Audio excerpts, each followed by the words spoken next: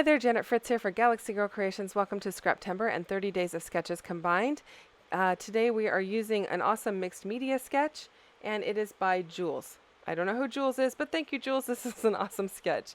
So I'm going to throw that up in the corner there so you can follow along.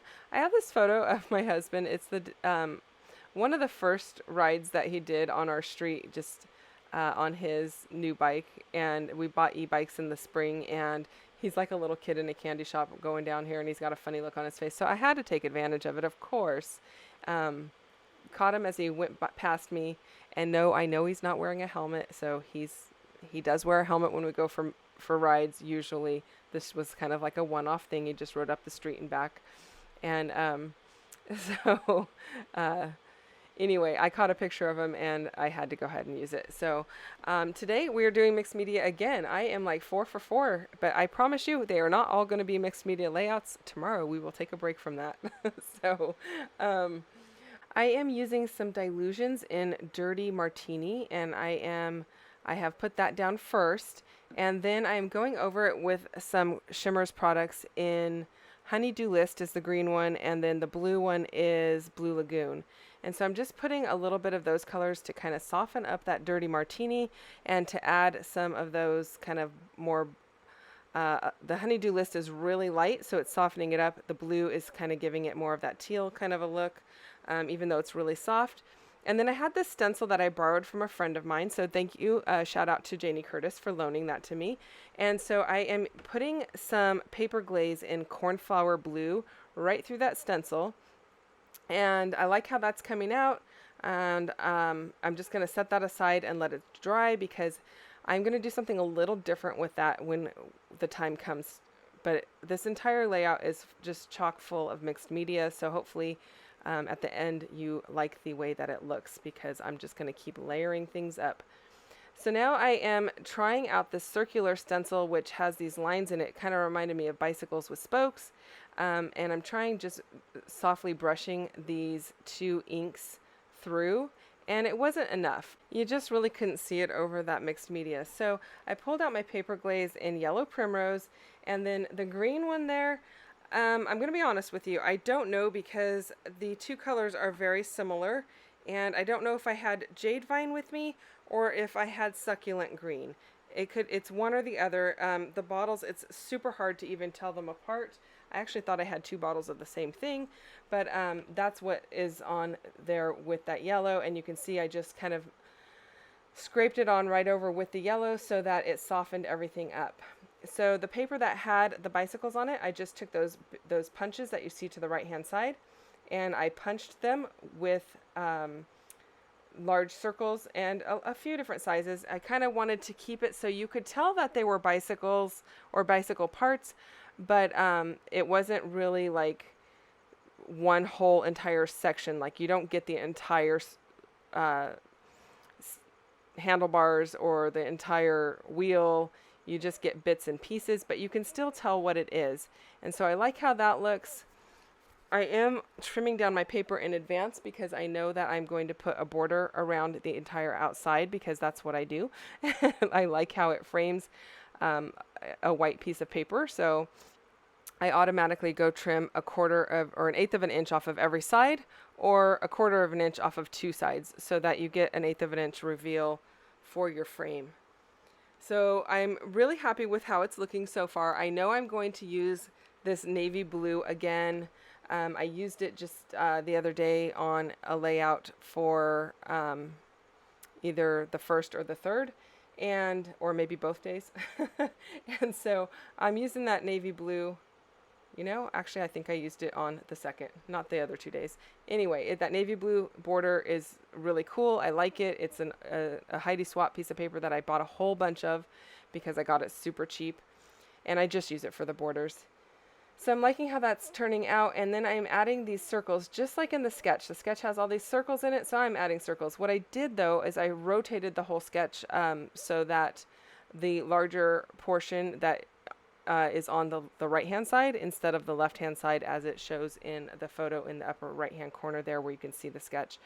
And so I'm just kind of tucking these circles in, trying not to have, you know, all of the bicycle parts in one area or all of the mixed media or those kind of circles with lines through it all in one area. I kind of want a nice blend of both.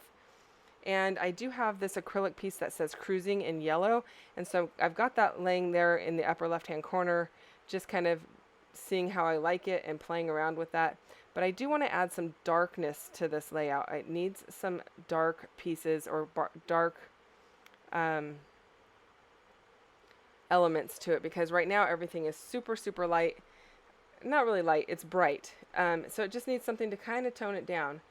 So I have used the Juniper Mist ink, and so that's a really dark navy blue, and I really like that. That's from Catherine Pooler, and it works excellent on the acrylic stamps. I'm using an acrylic stamp set from Close to My Heart. It's an older one. I don't know the name of it off the top of my head. I bought it used at a scrap bee flea market type deal at our local scrapbook store, so I wasn't the original person who purchased it, and I don't even actually know the name.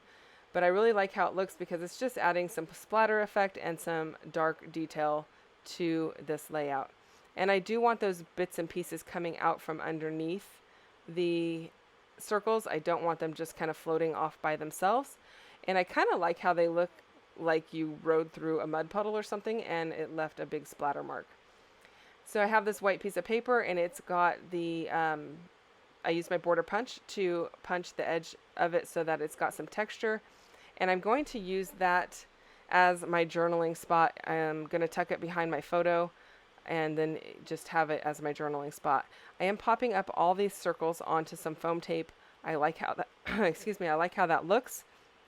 And I'm just kind of, I don't want to say finalizing where they are because they could still move, but I'm still just kind of playing around with where they are located on this particular layout.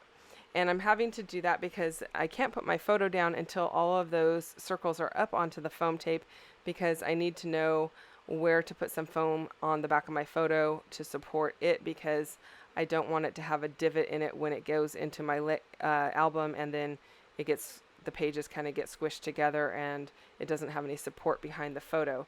So I will lay some foam tape down into that void that you kind of see there, because the photograph is going to cover up that area. And so that works really well.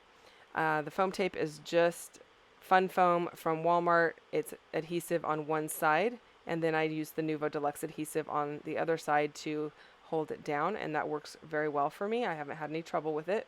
And I've been doing it for quite some time now, for a couple years at least. And so that makes me kind of happy. And then I decided to go ahead and glue all of these pieces down. I really like the circular elements because it reminds me of the wheels of the bike. And so it's kind of like a nod to that, even though you don't see the entire bike on any of them. And those other pieces just have the grid, kind of wonky grid lines on it. It doesn't have the actual bike on it. So now I'm trying to figure out where I put my title before I finish gluing everything down, because I don't know if I'm going to nestle it between circles or what I'm going to actually do with it. And at this point I can't really move all of those top circles on the right hand side because they are all glued down. But I kind of just lay the acrylic there waiting and thinking about it. And I really like those two pieces. Their colors are perfect. They match those circles that I did with the paper glaze perfectly.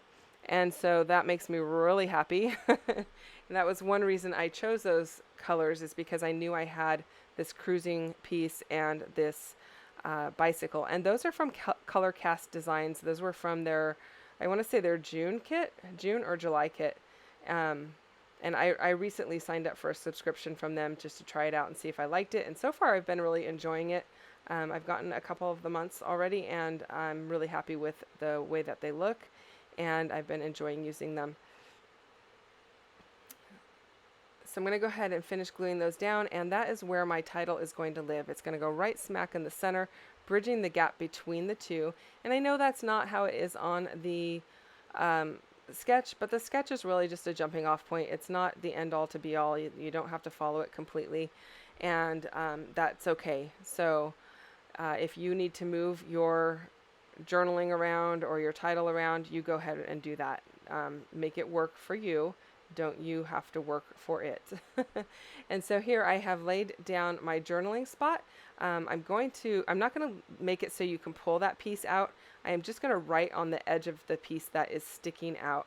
And then I'm using that, the foam tape to support the photo. The photo is also matted with that navy blue that's all the way around the outside edge, and so I just took another piece and cut some of that blue off and matted it with that, because I don't have any other blue paper that matches close enough that you couldn't tell there was like a big difference. Now, so those circles, I did end up putting some ink around the edges in this green color, and that is also from Catherine Pooler. And I apologize, I don't know which green I have in my hand there. I believe, oh, yep, I do. It's Lime Ricky. I could tell by the top of it.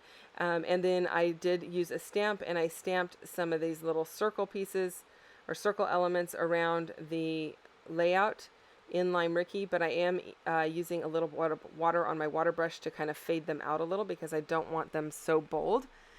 Even though it's tone on tone, you could still see them a little bit more than I really wanted you to. I wanted them to kind of fade, so that's what I'm doing there.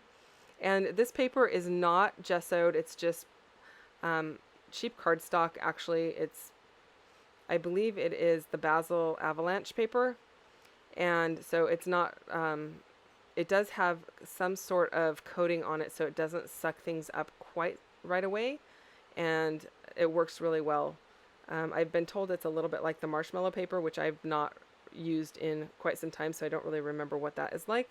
I typically either use regular cardstock and gesso, or foundations paper if I'm doing a lot of mixed media, or watercolor paper if I'm using watercolor. So then I had this extra blue ink on here from splattering. I had taken the Catherine Pooler Juniper Mist and squished it onto my acrylic block and picked it up with some water and splattered it all over my layout. And I didn't really want to waste what was left over, so I watered it down heavily, and I am just picking it up and putting it onto those bicycle pieces, and I love the effect. That just made the layout so much better for me. They were a little bit too stark white for my liking, and so just adding that partial wash of that Juniper Mist just kind of mimics the shadows that are in the photograph, and I just like how it looks. Now, I didn't go over every single piece thoroughly. I just kind of washed it around one of the edges, and so there is still white on there, because I didn't want it to look like I painted the whole thing. I just wanted it to look like, it had a touch of it, a kiss of it. And so then I'm using my glue dots to go ahead and glue down the title, and I'm going to use a navy blue Muji pen to go ahead and finish off the journaling, and that is pretty much going to do it. Make sure you check out everyone else who's playing along with Scraptember and 30 Days of Sketches. Links are all down below. You definitely have Christy Harriman, Scrappy Sisters, and Laura Alberts. And Christy's channel is Christy's Beautiful Life, in case you did not know that. So go check them out for sure, and there will be a list of everyone else playing along below for your ease of getting to their channels. I will see you guys again very soon with another video, and that would probably be tomorrow. So come back and I'll see you then. Bye.